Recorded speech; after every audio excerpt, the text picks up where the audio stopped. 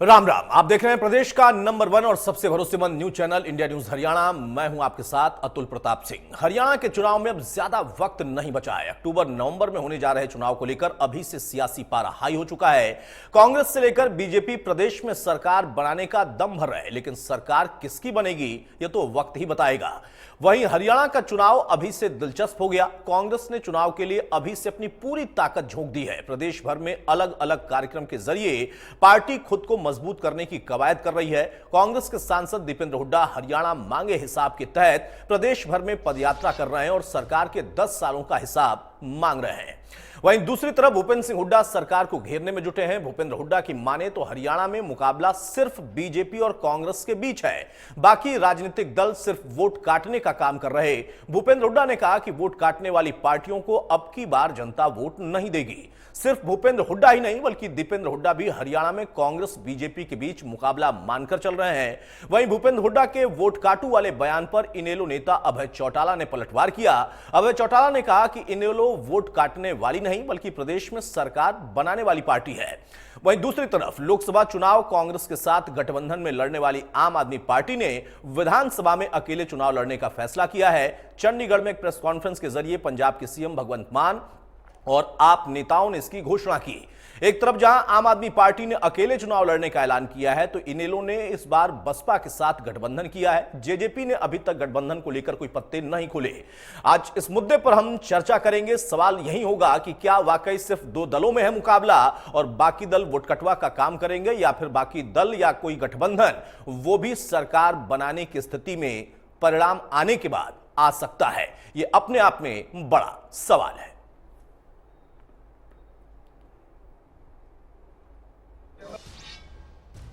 देखिए, राष्ट्रीय स्तर पे हमारा गठबंधन है। अभी कोई स्टेट लेवल पे कोई चर्चा नहीं चली है इस बात के लिए। कांग्रेस तो खुद में सक्षम है। ऐसा वो तो लोकसभा के चुनाव ने कर दिया कि हरियाणा में मुकाबला कांग्रेस और बीजेपी का है। वोट काटुओं को कोई वोट नहीं मिलनी। हरियाणा प्रदेश में सब अपनी पार्टियां, लेकिन हरियाणा प्रदेश में जो आपने लोकसभा में देखा 2 ही मुकाबले हैं, कांग्रेस और भाजपा का, और तीसरा INLD जेजेपी का नोटा से। 2 मुकाबले कांग्रेस और भाजपा के बीच में मुकाबला है। बाकी तो इन दोनों, ये जो जेजेपी और INLD है, जो बीजेपी की बी टीम है, बीजेपी के इशारे के बिना कुछ करती नहीं है दोनों पार्टियां, इसीलिए आज इनका राजनीतिक जो बेस है वो ख़त्म हो गया। इनका मुकाबला चल रहा है नोटा से। और अब जो है प्रदेश की राजनीति में लोग समझते हैं कि कई गठबंधन भाजपा के इशारे पे विपक्ष की वोट को काटने के लिए, भाजपा के इशारे से विपक्ष की वोट को काटने के लिए कई गठबंधन किए जा सकते हैं। अब जो ये भूपेंद्र सिंह हुड्डा एंड पार्टी जो लगातार एक प्रचार इस प्रदेश में कर रही थी कि इंडियन नेशनल लोकदल पार्टी तो केवल वोट काटने के लिए चुनाव लड़ती है। मैं हुड्डा जी से एक बात पूछना चाहता हूं कि फिर आपने इंडिया गठबंधन क्यों किया? आपने उन पार्टियों के साथ हाथ क्यों मिलाया जिनका आपके साथ 36 का आंकड़ा था? हमारी पार्टी तो आज की पार्टी नहीं है, बहुत पुरानी पार्टी है। बहुजन समाज पार्टी भी आज की पार्टी नहीं, बहुत पुरानी पार्टी है। हम वोट काटने वाले नहीं हैं, हम तो प्रदेश में सरकार बनाने वाले हैं। एक बहुत अच्छी हाजिरी लोकतंत्र के सभी संस्थाओं में हमारी है। तो हमारी पार्टी ने फैसला किया है कि आने वाले दिनों में हरियाणा में इलेक्शन आ रही है, तो आम आदमी पार्टी पूरी ताकत से हरियाणा की इलेक्शन लड़ेगी, विधानसभा की। क्योंकि दिल्ली में हमारी सरकार है, पंजाब में हमारी सरकार है। आधा हरियाणा पंजाब से टच करता है, आधा हरियाणा दिल्ली से टच करता है। तो हरियाणा के लोग, जब भी हम इससे पहले भी रोहतक गए, टोहाना गए, जींद गए, सोनीपत गए, तो लोगों ने हमसे ये आग्रह किया कि आप हरियाणा में क्यों नहीं आते। हम हरियाणा में भी बदलाव चाहते हैं।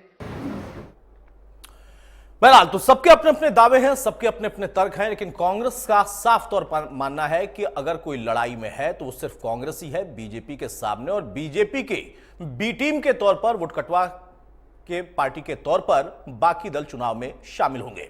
हमारे साथ कुछ खास मेहमान हैं, उनसे मैं आपको तारुफ कराता हूं। चर्चा में आगे बढ़ते हैं। प्रोफेसर विधु रावल हैं, बीजेपी के प्रवक्ता, वो स्वागत है विधु आपका। बजरंग दास गर्ग हैं कांग्रेस की तरफ से, वो स्वागत है गर्ग साहब आपका। विजेंद्र रेणु है नेलो के प्रवक्ता, वो स्वागत है रेणु साहब आपका। भाग सिंह दमदमा है जेजेपी से, वो स्वागत है दमदमा साहब आपका। और अनुराधा शर्मा है आम आदमी पार्टी से, वो स्वागत है अनुराधा शर्मा आपका। गर्ग साहब, शुरुआत में आपसे ही कर रहा हूं। भाई, बाकी दल भी तो मजबूती से लड़ रहे हैं। आप कहते हैं कि बीजेपी से सिर्फ आप लड़ेंगे, बाकी लोग वोट काटने के लिए आ रहे हैं। देखिए, हर एक व्यक्ति को चुनाव लड़ने का अधिकार है। हर राजनीतिक पार्टी कोशिश करती है कि हम अपना स्टैंड मजबूत करें, इसमें कोई दो राय नहीं। जहां तक मैं कांग्रेस पार्टी की बात करता हूं, कांग्रेस पार्टी पूरी तरह से हरियाणा में मजबूती से लड़ाई लड़ रही है। आज 90 के 90 विधानसभा क्षेत्र के अंदर हमारी पद यात्रा जारी है।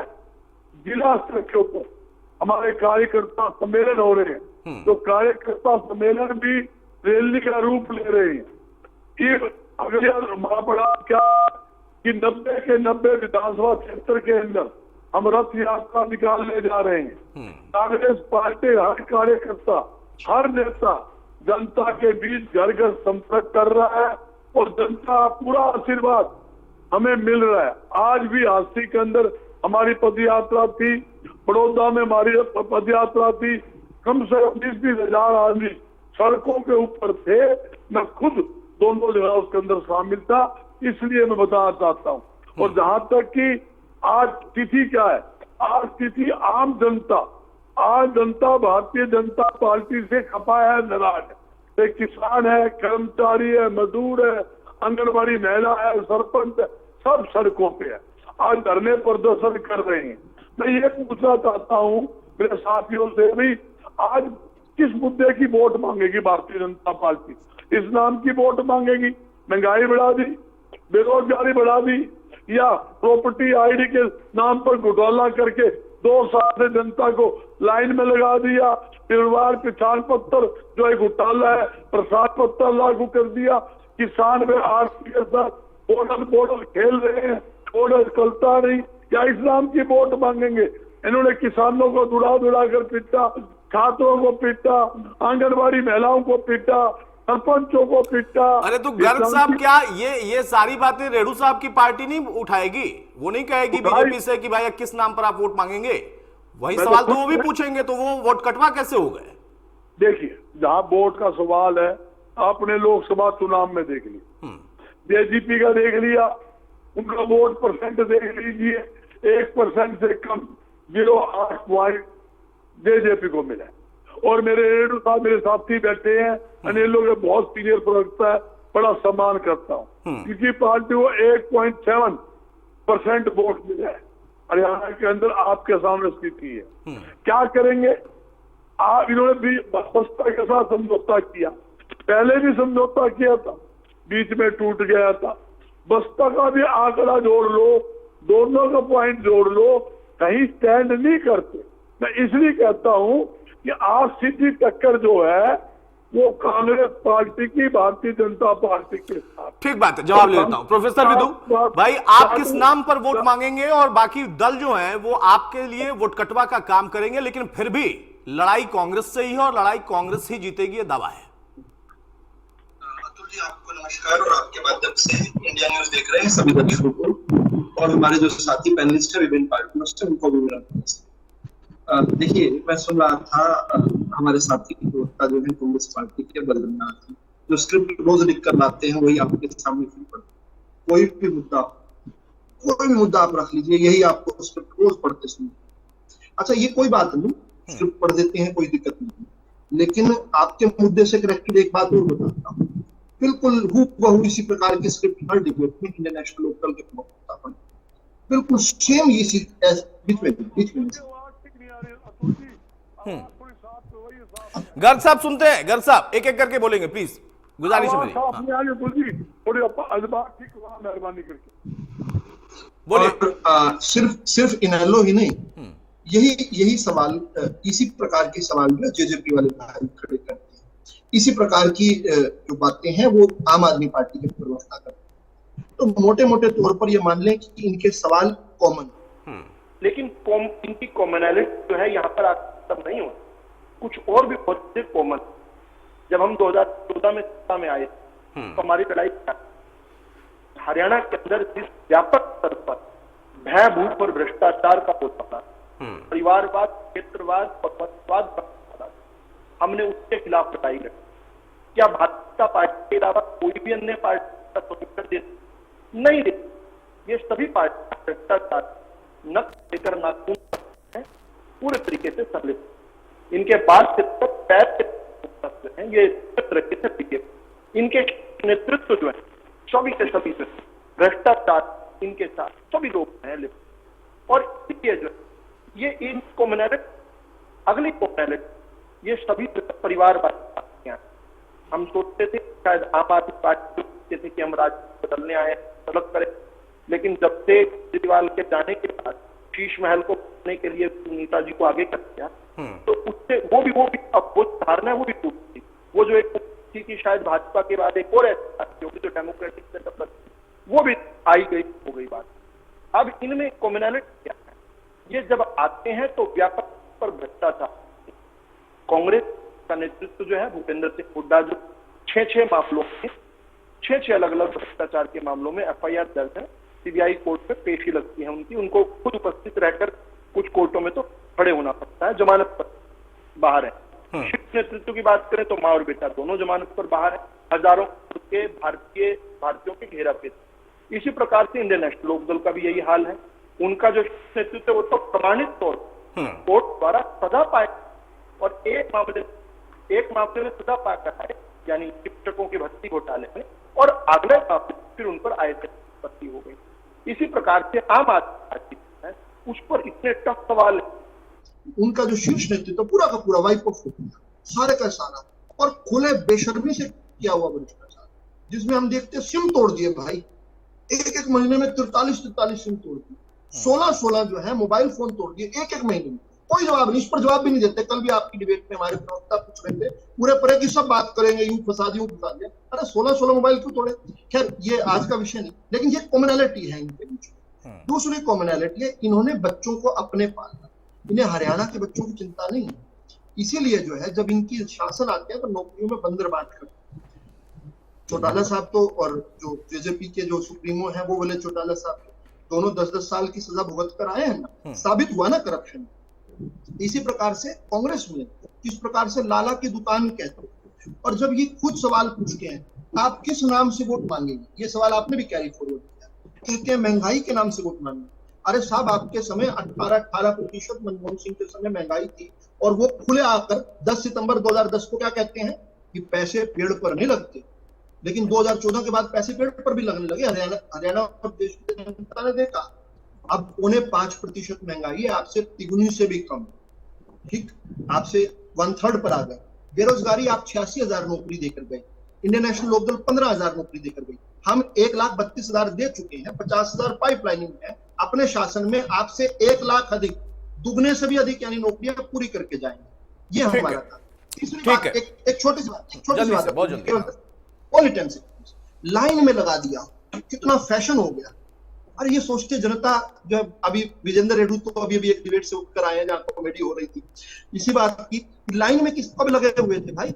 अरे लाइन में तब लगे हुए थे जब 3 दिन तक सिलेंडर की लाइन में खड़ा होना पड़ता था, और तीसरे दिन भी सिलेंडर नहीं मिलता था। और सिलेंडर मिलता था अतुल जी, ऐसा नहीं था कि सिलेंडर नहीं मिलता था, सबको पता था। मोहल्ले में एक व्यक्ति जो है उस पर आधी रात को चले जाओ सिलेंडर मिलेगा, लेकिन 2,000 रुपए 2,500 रुपए उस समय ब्लैक हुआ करती। ठीक बात है। अब देखना ही होगा कि सरकार ने जो इतने काम किए हैं उसका अब परिणाम क्या निकलेगा, क्योंकि कई बार ये व्यवहारिक जीवन में हमने देखा है, विदु भाई आप सहमत होंगे कि बहुत अच्छा काम होने के बाद भी सरकार नहीं बनती है। और खासतौर से इसका सबसे ज्वलंत उदाहरण था दिल्ली में शीला दीक्षित, और शीला दीक्षित के दौर में दिल्ली में जो काम हुआ था उसको लोग आज भी याद रखते हैं, ऐसा आम चर्चा होती है। वो अलग बात है कि केजरीवाल की सरकार, वो कहेंगे कि नहीं हमने भी काम किया। मैं मानता हूं कि सारी सरकारें काम करती हैं, कम या ज्यादा हो सकता है।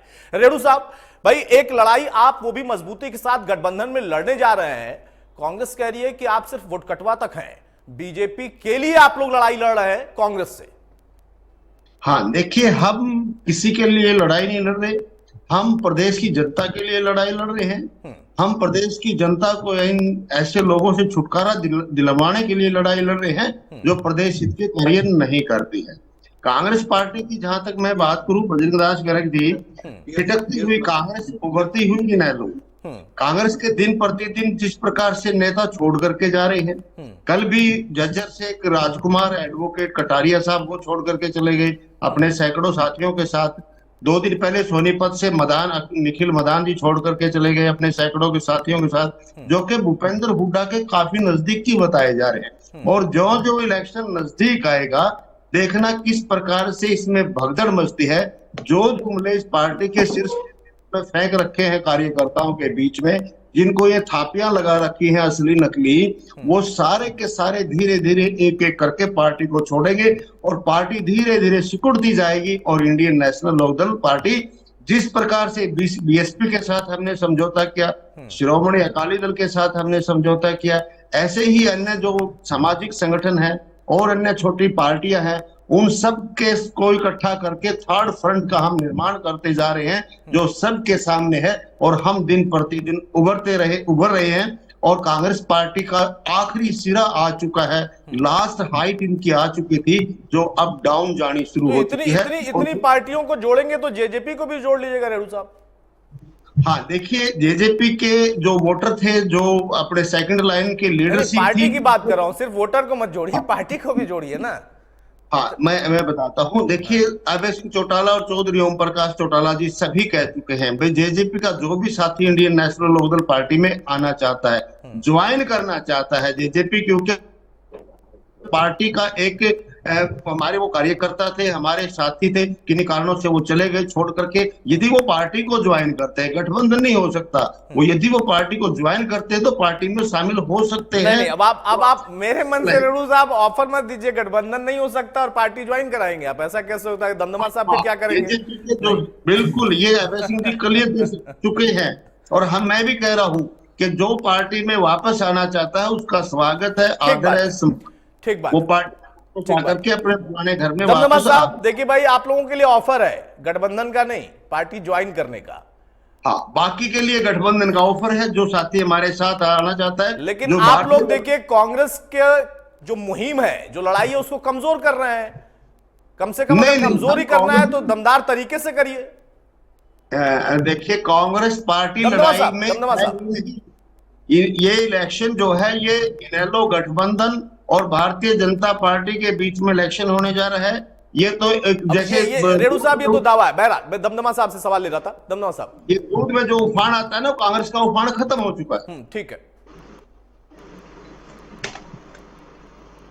जो भी रेणु साहब ने इंडियन नेशनल लोकदल और चीजों की बात की थी, अरे इनसे पूछिए कि ये किस हिसाब से कह रहे हैं। ओम प्रकाश चौटाला जी तो इन लोगों को एक ऐसे शब्द कहकर संबोधित करते थे कि काली भेड़े हैं, इनको वापसी नहीं, इनके दरवाजे बंद हो चुके हैं। आज जब असलियत सामने आ रही है पिछले 20 सालों से, आज इन कार्यकर्ताओं की आपको याद आ गई कि वापिस आ सकते हैं। पहले तो उस बयान के लिए माफी मांगे कि ये जो कार्यकर्ताओं की बात की थी कि काली भेड़े हैं जो छोड़कर गई थी, लेकिन वो सही जगह थे। प्रदेश हित के अंदर सरकार बनाई थी, इंडियन नेशनल लोकदल 1 सीट पर सिमट गई थी, लेकिन जननायक जनता पार्टी ने 10 सीटें जीती थी और प्रदेश के अंदर बहुत सी सीटों पे दूसरे नंबर पर रहने का काम किया था।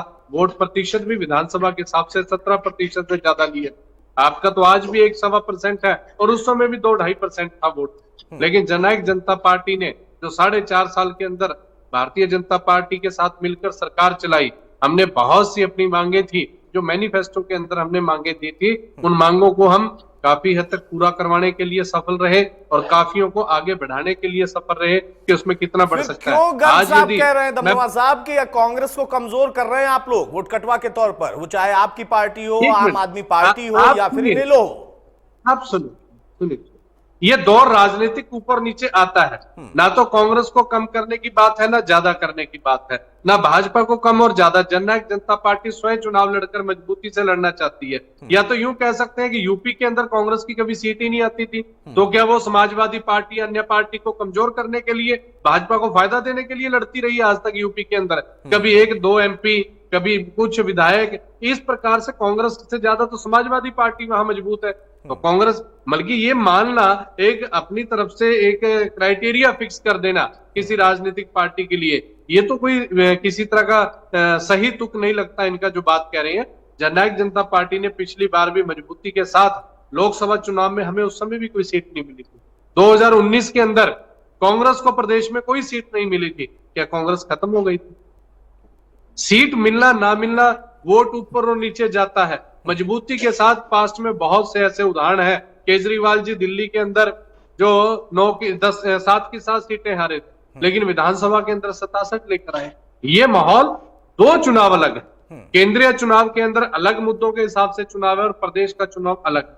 जजपा 19 में भी कोई सीट नहीं जीती थी, लेकिन 2000 में लोकसभा में, लेकिन विधानसभा में हमारा प्रदर्शन बहुत अच्छा रहा। आज भी हमारी जिले वाइज एक मुद्दा मीटिंग तो चल रही रहता है ना, जब आप जाएंगे तो आप ये बताएंगे कि 4.5 साल में आपने भी सत्ता सुख भोगा है, तो वहीं की जनता पूछेगी कि फिर उसके लिए हम आपको अलग क्यों रखें। अगर हमारी नाराजगी बीजेपी से है तो जेजेपी भी उतनी गुनहगार है, उतनी ही जिम्मेदार है।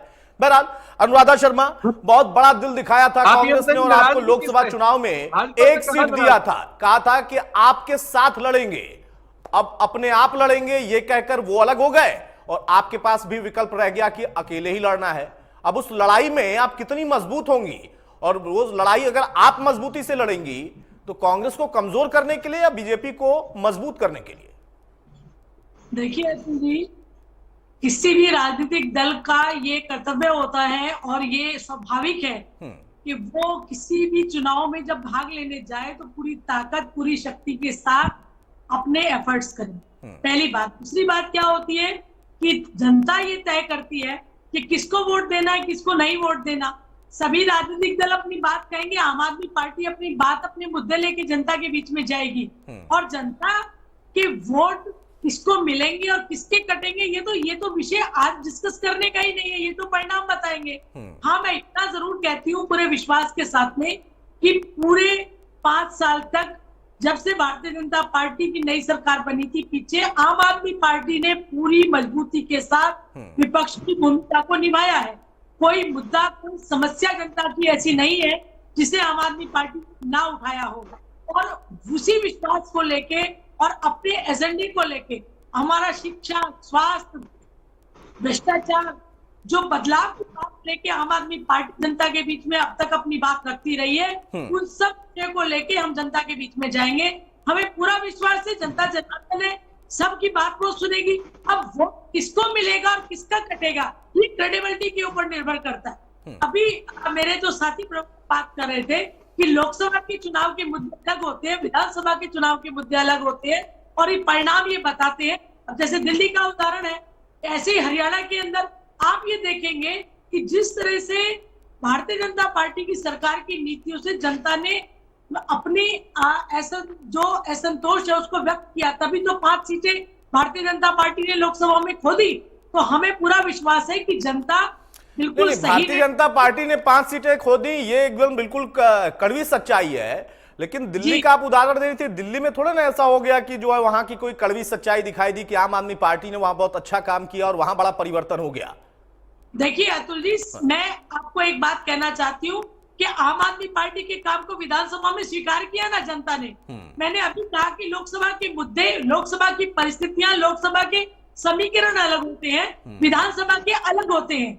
2 बार ऐसा हो चुका है। लेकिन हरियाणा की तरह आप देखेंगे कि बदलाव की हवा चल पड़ी है। हरियाणा की जनता मन बना लिया है बदलाव का, और उस बदलाव के विश्वास को लेके, उस बदलाव की नियत को लेके, उस बदलाव के लिए अच्छे कामों का एजेंडा लेके आम आदमी पार्टी जनता के बीच में जाएगी। अनुराधा, आपने जब कहा कि बदलाव की हवा बह चुकी है, तो मुझे समझ में आता है कि पूर्वैया बहती है, पश्चिमी बहती है, उत्तर दक्षिण तो हम समझ सकते हैं। अब ये 5वीं कौन सी हवा बह रही है, किस दिशा में जा रही है, ये नहीं पता है। 4 दिशा का तो पता है, 5वीं दिशा कौन सी है वो नहीं पता है ना। यहाँ पर दावे तो 5 है। ये बदलाव की हवा है। हाँ। और इसका नहीं, बदलाव की हवा किस दिशा में जा रही है मैं ये पूछना चाहता हूं। बदलाव की हवा तो है, लेकिन वो दिशा कौन सी है 5वीं, सवाल ये है ना। बहरहाल वो दिशा जनता के हित की, अच्छा, जनता के हित की। अब जनता के हित से फिर मुझे याद आया कि जनता के हित के लिए भी 5 लोग हैं। जनता के हित के लिए भी 5 लोग दावा कर रहे हैं कि हम ही कर सकते हैं जनता का हित। एक तो सत्ता में रहकर हित कर रहे हैं और बाकी 4 कह के मुझे करना है, मैं जनता का हित करना चाहता हूं। वहां पर भी 5 दिशाएं हो गई ना। बहरहाल गर्ग साहब आपने सुन लिया भाई कि बदलाव की हवा चलने वाली है, वो 4 अलग अलग पार्टियों के हिसाब से चल रही है। एक पार्टी जो कि सत्ता में है उसके खिलाफ, तो अब 4 में बंटवारा होगा तो मुझे नहीं लगता है कि मजबूती या कमजोरी का कोई जिक्र होना चाहिए। और अनुराधा कह रही हैं कि आज हमें इस विषय पर चर्चा ही नहीं करना चाहिए, और आपके नेता लगातार ये बात कह रहे हैं कि भाई कांग्रेस ही लड़ रही है, बाकी सब वोट कटवाएं। अतुल जी एक बात तो मानते हो, बदलाव होना है, वोट मिलता है, जो हम कहते हैं वो अदर पार्टी भी यही कहती है। हरियाणा में बदलाव निश्चित है। भारतीय जनता पार्टी का हरियाणा से जाना तय है। प्रदेश की जनता बेहद दुखी और इनसे मुक्ति चाहती है, इसमें कोई दो राय नहीं। ये पहलू 2 बनते हैं, इनको हरा कौन सकती है, कौन सी पार्टी हरा सकती है। आज मेरे से ज्यादा अतुल जी आप जानते हैं, मेरे से ज्यादा इंडिया न्यूज का रिपोर्टर जानता है। आपके जो रिपोर्टर जिला में, शहर में, मंडियों में गली गली घूम रहे हैं। आप मेरे से क्या, अपने रिपोर्टर सर्वे करवा लो। आपके सर्वे में अगर ये आ जाए हरियाणा में एक तरफा कांग्रेस की लहर है तो मैं मान जाऊंगा, नहीं आपके चैनल में माफी मांगूंगा। दूसरी बात, मेरे साथी बोल रहे थे घोटाले की बात, बड़ा घोटाला कर लिया जी, 6 FIR दर्ज होगी जी। मैं पूछना चाहता हूँ, सरकार आपकी है, केंद्र की आपकी है, हरियाणा में आपकी है, जो भी इनके खिलाफ बोल देगा उनके ऊपर ईडी भी जाएगी, CBI भी जाएगा, इनकम टैक्स भी जाएगा, जबकि इनके राज के अंदर वो नहीं बोलेंगे। शराब घोटाला, पुलिस कस्टडी के अंदर करोड़ों रुपए की शराब भेज दी, FIR दर्ज, SIT गठन, 2.5 साल हो गए। गर्ग साहब मैं मानता हूं आपकी बात, लेकिन मैं फिर से वही कह रहा हूं ना कि क्यों फिर आप कह रहे हैं कि कांग्रेस को ही वोट मिलेगा, बाकी दलों का दावा कमजोर क्यों है? अतुल जी मैं मेरे साथी का जवाब तो दे दूं। हाँ बोलिए बोलिए, जिन्होंने घोटाले का आरोप लगाए, चौधरी भूपेंद्र सिंह हुड्डा पर लगाए, ओम प्रकाश चौटाला जी पर लगाए, आप पार्टी पर लगाए, जिसके दामन है जी, जिसके शिष्यों के घर होते हैं वो दूसरों पे पत्थर नहीं मारते। मैं पूछना चाहता हूँ, रिश्ती घोटाला, धान घोटाला, सरसों घोटाला, खनन के नाम पर झालम के अंदर कितने लोग मरे। आप पलवल के अंदर DSP खनन घोटाले के अंदर DSP के ऊपर खनन माफिया ने गाड़ी चढ़ाकर मार दिया गया। कहाँ है यमुनानगर में खनन घोटाला, रेत घोटाला, पानीपत में घोटाला, सबकी FIR दर्ज, क्यों नहीं मुख्य आरोपी पकड़े गए? 2.5-3 साल हो गए, 4 साल हो गए, एक सरकारी महकमा ऐसा बता दे जहां बगैर रिश्वत लिए काम होता हो, एक ऐसा महकमा गिना दो। और मैं बता देता हूँ, हर महकमे में मार्केट कमेटी, आबकारी कराधान विभाग, सैंपल वाला विभाग, फूड सप्लाई विभाग, तहसील के अंदर दलाल छोड़े हुए हैं इंतकाल के लिए, रिश्ती के लिए, खुले पैसे का काम होता है। प्रॉपर्टी ID के नाम पर घोटाला हो रहा है। प्रॉपर्टी ID ठीक कराने के लिए 2.5 साल से जनता सड़कों पर लगी हुई है। प्रॉपर्टी ID ठीक कराने के भी पैसे देने पड़ते हैं। मैं पूछना चाहता हूँ, ये साथी आरोप लगाते हैं, आरोप लगाना आसान है। आपने FIR दर्ज करी, किसी पर आरोप सिद्ध हुआ कि किसी में सजा हुई? ठीक बात है, गर्ग साहब जवाब लेते हैं, समय की थोड़ी पाबंदी है इसलिए जवाब लेते हैं, जवाब ले लेते हैं। ठीक है भाई विदु रावल साहब, कांग्रेस का एक ही स्टैंड है कि असल में लोकसभा के जो परिणाम आए हैं ना, उनका उत्साह वहां से बढ़ता है। वो कहते हैं कि परिणाम लोकसभा में अगर इतना हम दे सकते हैं तो विधानसभा के लिए तो मुद्दे भी अलग होंगे और वहां पर मुखालफत भी बहुत है जनता की आपसे। देखिए जो नतीजे आए हैं चुनाव के, देश भर में बात तो भारतीय जनता पार्टी देश की सबसे बड़ी पार्टी, लगभग मेजोरिटी मार्क के 5 सारी सीटें आई हैं। ऐतिहासिक इसलिए है कि पिछले 40 साल में कांग्रेस की जितनी सीटें नहीं आई ना, उतनी हमारी सीटें आई। 1984 के बाद 240 सीटें कभी कांग्रेस की नहीं आई, हमारी आई है 40 साल बाद। हम ही अगर वो उत्साहित तो गुड लक टू देम। अगर हरियाणा की बात करें तो हरियाणा की सबसे बड़ी पार्टी बनकर भारतीय जनता पार्टी रही, सबसे ज्यादा वोट प्रतिशत हमें मिला। सीट्स की बात करें तो ठीक है, कांग्रेस हमारे बराबर सीट ले आई। और यहीं पर जो है, क्योंकि ये एक झूठ के पैमाने पर खड़े थे, इसलिए उत्साहित हैं कि क्या झूठ बोलकर भी इतनी सीट जीत सकते हैं, क्योंकि आज के समय में जनता बहुत बहुत विवेकशील है। इसके बावजूद भी हम इस प्रकार से झूठ बोलकर बर्बाद करते हैं, तो इसलिए उत्साहित है। खटाखट झूठ भी हमारा कर सकता है, लेकिन एक चीज भूल गए, इतना बड़ा झूठा कैंपेन चलाने के बाद ये केवल हमें टच भी नहीं कर पाया। वोट प्रतिशत में हमसे कम है, सीटें हमारे बराबर का, और काट की हांडी एक बार करती है। जिन्हें ताजा चला हुआ है ना, जिनको आप कह रहे थे ना 1 जुलाई होगी और खटाखट 1 लाख रुपए यानी 50-100 रुपए की पहली किस्त आपके खाते में आए, तो एक को पूरे देश के अंदर और हरियाणा के खटाखट दिवस मना है। वो लोग जिसमें आपके खटाखट से प्रभावित होकर वो आपके दफ्तर के बाहर जो है खड़े हुए हैं, रोहतक में, हिसार में, अंबाला में, फैजाबाद में, और उन्होंने देखो वोट दिए होंगे तभी आए होंगे बेचारे, जिनकी आप गारंटी कार्ड देकर गए थे कि बस 4 को हमारी सरकार बच जाएगी और 1 तारीख तक खटाखट है, तो क्या वो आपको पसंद नहीं करेंगे साहब? फिर आप बड़ी इंटरेस्टिंग बात आपने कहा, आपने अतुल जी को कहा, काम सौंप दिया कि आप सर्वे करवा लो, आपके रिपोर्टर जो कहेंगे हम उसको माने। ऐसा सत्य तो नहीं है। आप तो मोदी मीडिया को चिल्लाते फिरते हैं। जो आप बात, मैं अतुल के आज एक लाइन चाहता हूँ। आपका बहुत लंबा राजनीतिक कैरियर रहा है, आपने बहुत सारी पार्टी, क्या कभी ऐसा देखा है कि कोई विपक्ष का इतना बड़ा, उससे जैसे आप सवाल करते हैं वो खड़ा होकर आपको पॉइंट करता है, बैठ जाओ, यानी आप तक सवाल भी नहीं दे सकते, आपको नेम करता है। यानी आपके जब पत्रकार खड़े होते हैं राहुल गांधी के सामने मीडिया वाले, उनको किस प्रकार के उनके सवाल पर जवाब ही नहीं दूंगा मैं, तुम मोदी है, तुम्हें मोदी ने भेजा है, तुम्हारे सवाल मोदी ने। अरे यार, इतना खुले इस प्रकार का जो आचरण दिखाते हैं वो लोग यहाँ तक अभी जो आपके एग्जिट पोल्स को नहीं मान रहे, वो लोग आते हैं हम सर्वे को क्या भरोसा करें आप पर। फिर इन्होंने कहा घोटाले मतलब घोटालों पर इन्होंने कहा सरकार आप कही कि आप, कल तो डिबेट में कुछ और कह रहे थे, कल भाजपा के प्रवक्ता ये कह रहे थे कि आप खुद ही कहते हैं जांच करवा दो, और जब जांच करवाने की बात करते हैं तो आप विजिटिंग कार्ड देते हैं। हमारी जांच क्यों हो रही है?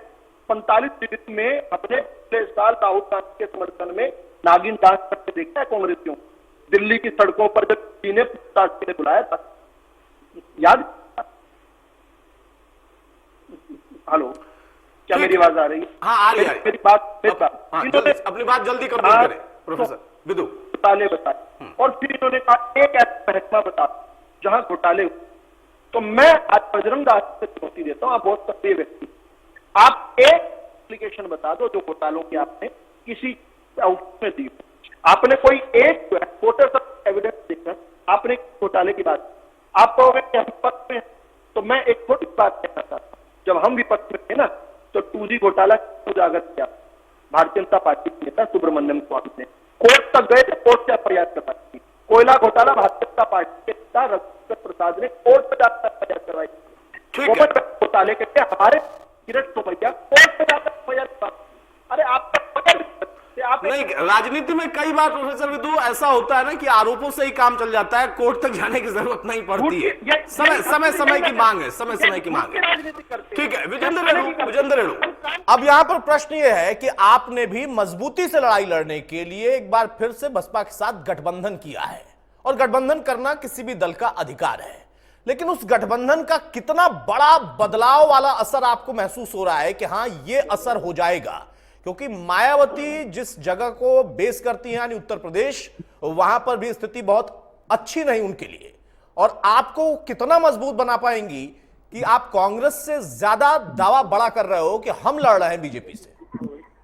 बिल्कुल सत्य दावा कर रहा हूं मैं, क्योंकि कई बार राजनीति में क्या हालात कि वो एक और एक दो नहीं होते, बल्कि जब ऐसे हालात हो कि पार्टी दिन प्रतिदिन सिकुड़नी शुरू हो चुकी है और भारतीय जनता पार्टी के कारनामे प्रदेश के सामने हैं, तो ऐसे में कहीं ना कहीं ये बन सकता है एक और एक 11 बन जाए, और हरियाणा प्रदेश में इंडियन नेशनल लोकदल पार्टी और बीएसपी का पूरा गठबंधन जो फ्रंट बनाने जा रहे हैं हम, वो मजबूती के साथ आएगा, चुनाव लड़ेगा, और चौटाला जी हरियाणा प्रदेश के मुख्यमंत्री बनेंगे।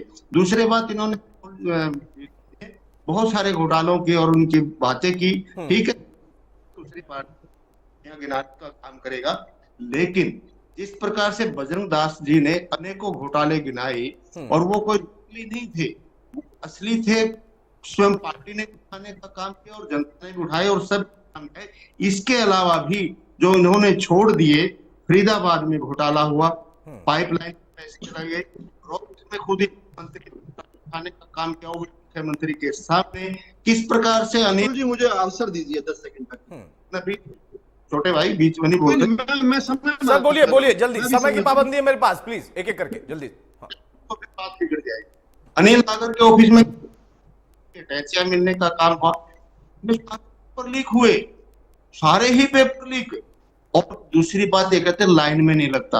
अभी देखना, अभी पैडी लगनी शुरू हुई है, किस तरह से खाद के लिए हर सीजन पे, गेहूं का सीजन हो चाहे सरसों का सीजन हो और चाहे जीरी का सीजन हो, किसानों की थानों में खाद बांटने का और बीज बांटने, इसलिए इनसे तंग है। और इसके अलावा ये पहली बार सत्ता में आए हैं और इनको जनता को देने का काम किया, इसके लिए तो मैं इनको बधाई देता हूँ।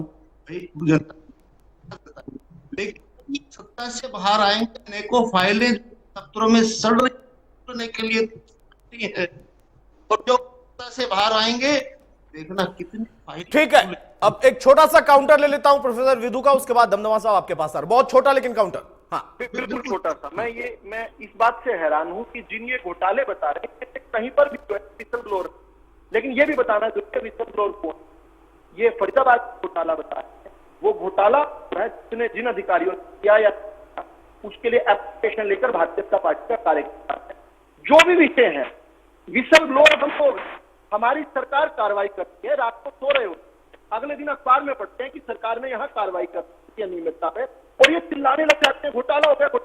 अरे साहब घोटाला नहीं, ठीक बात, कार्रवाई हुई है। नहीं कहीं अगर कार्रवाई हुई है तो वाकई उसका भी जिक्र होना चाहिए, और अगर घोटाला हुआ है तो उसकी पड़ताल भी होनी चाहिए। दमदमा साहब अब प्रश्न यहां पर सिर्फ इतना रह गया कि आप कहते हैं कि हमने पहली बार चुनाव लड़ा, हमारी इतनी सीटें आ गई, हमारा इतना वोट परसेंट था, लेकिन उस वोट परसेंट के बाद जब लोकसभा में आप जाते हैं तो वोट परसेंट क्या होता है, और आप पर विश्वास अब कैसे कोई करेगा? क्योंकि पहली बार जब आप लड़े तो वहीं नारे का विरोध करके लड़े थे कि हम नई पार्टी हैं, नया बदलाव करेंगे। आयुष जी, काम किया है, काम की बदौलत जाएंगे। आज यदि हर दूसरी पंचायत में महिला को अपनी भागीदारी मिली है तो जननायक जनता पार्टी की बदौलत मिली, और युवाओं को जो बेशक कोर्ट में भी लिंगर ऑन है, माननीय सुप्रीम कोर्ट के अंदर 75% का लेकर आई, वो जननायक जनता पार्टी अपनी मैनिफेस्टो के अंदर लेकर आई। यदि ग्राम पंचायती राज के अंदर तालाबों का सौंदर्यकरण की बात हो और आंगनबाड़ी को और तरीके से मजबूत करने की बात हो और पीडब्ल्यू द्वारा जो सड़कों की बात हो, इन सब के ऊपर जननायक जनता पार्टी ने, माननीय दुष्यंत चौटाला जी ने बड़ी शिद्दत के साथ काम किया है। और भी प्रदेश के अंदर जितनी योजनाएं, मैं ये नहीं कहता कि वो सरकार का पार्ट थे, काम सरकार का था, लेकिन हम जो बातें लेकर आए थे वो अपनी बात मनवाने के लिए सरकार के ऊपर हर तरफ से बात रखी, कैबिनेट मीटिंग में बात रखी, और एक सहयोगी दल होने के नाते अपने जो मैनिफेस्टो थे वो लेकर, जो एक कॉमन मिनिमम प्रोग्राम की कमेटी थी उसके साथ लेकर हमने जनता के लिए काम करने का काम किया। और लोकसभा में तो अमूमन इसी प्रकार से रहता रहा। बहुत कम चांस हुए कि क्षेत्रीय दल एकदम बहुत ज्यादा उभराव, एक टाइम था, लेकिन अब आ चुके हैं कि जब क्षेत्रीय दल की बात आती है तो उसे प्रदेश के लिए जनता उपयुक्त मानती है। लेकिन राष्ट्रीय स्तर पर दो मुद्दों में चुनाव सिमट कर रह गया। मैं कई बार डिबेट के अंदर कह चुका था, ये कोई कांग्रेस की जीत नहीं थी। एक तबका था कि मोदी को लेकर आओ, और एक तबका था मोदी जी को हटाने का काम। यानी कि जिस प्रकार से हरियाणा के अंदर कांग्रेस विकल्प लगा उन तबके को कि जो मोदी जी को हटाना चाहते थे, वो कांग्रेस के साथ गए। इसी तरह उत्तर प्रदेश के अंदर वो विकल्प लगा कि समाजवादी पार्टी मजबूत है कांग्रेस से, तो वो कांग्रेस की तरफ चले गए। इस प्रकार से पूरे देश का सिनेरियो अलग तरीके से था, लेकिन विधानसभा के अंदर चलिए, मतलब आपकी भी उम्मीदें हैं और उम्मीदें होनी भी चाहिए, इसमें कोई बुराई नहीं है, बिल्कुल होनी चाहिए, एक पार्टी के तौर पर, एक नेता के तौर पर। अनुराधा, बहुत जल्दी से एक छोटा सा कमेंट ही चाहूंगा, समय की थोड़ी पाबंदी है। जब आप इन प्रश्नों के बीच में जाते हैं कि कौन सबसे बड़ा विकल्प है, तो कांग्रेस पार्टी इस वजह से अपना दावा मजबूत करती है कि हमारे नेता का नाम बड़ा है और नेतृत्व भी उनका होगा, यानी भूपेंद्र सिंह हुड्डा, इसलिए हम विकल्प हैं। देखिए, नाम के ऊपर वोट नहीं मिलता, काम के ऊपर वोट मिलता है। अगर सिर्फ नाम के ऊपर वोट मिलता होता हो तो भारतीय जनता पार्टी 400 पार का नारा दे रही थी, 240 पे ना सिमटती। मैं ये कहना चाहती हूँ कि आप तो कारनामे करते हैं जहाँ जहाँ सत्ता में होते हैं, कारनामों पर भी वोट मिलता है क्या? छोटे भाई, मैं आपके बीच में नहीं बोली थी, प्लीज आप बीच में ना बोलिए अनुराधा बोलिए। ये कहना चाहती हूँ कि आज जनता ये देख रही है कि आज किसान से लेके जवान तक, आज नौजवान से लेके महिलाओं के सम्मान तक, आज भ्रष्टाचार के मामले में, आज व्यवस्था के मामले में, आज सफाई शिक्षा के मामले में, स्वास्थ्य के मामले में भारतीय जनता पार्टी की सरकार फेलियर सरकार साबित हुई है और जनता इसमें बदलाव चाहती है, इस सिस्टम में बदलाव चाहती है। इसलिए हमें पूरा विश्वास है कि जनता का सहयोग और समर्थन आम आदमी चलिए, आपका विश्वास भी बरकरार रहे, लेकिन जैसा आपने ही कहा था, बाकी मेहमानों ने कहा कि अभी आज हम इस विषय पर चर्चा इसलिए कर रहे हैं क्योंकि बयान आए, दावे आए, लेकिन जब परिणाम आएंगे तभी उन दावों की असल हकीकत भी हमारे सामने आएगी। आपका बहुत शुक्रिया हमारे साथ जुड़ने के लिए, आप सभी का। तो कुल मिलाकर अभी से वोट काटने से लेकर बड़े दावे करने से लेकर वो बयानबाजियों का दौर तो शुरू हो गया, लेकिन असल में जनता का मूड क्या होता है, वो जैसे लोकसभा के परिणाम निकल कर आए वैसे ही विधानसभा के परिणाम अगर आएंगे तब दिखाई देगा। राम राम।